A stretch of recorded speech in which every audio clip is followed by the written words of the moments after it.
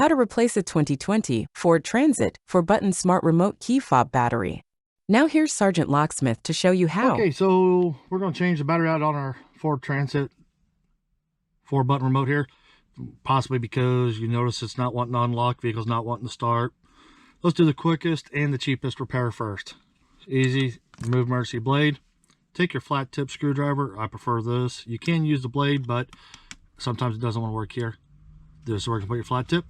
So you put it in, twist, twist. You notice how it popped up.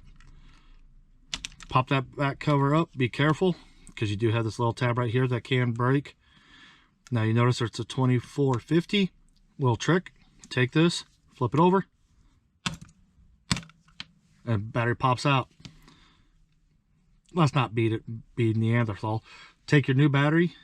You'll put it in. It has to drop in. Push down. And you notice it did latch right there. Sometimes it doesn't. Don't worry about it. Remember that little tab? That goes down first. Push down. Squeeze it. Snap together. Put your emergency blade back in. There you go. You've changed your battery. Hey, thanks again for watching.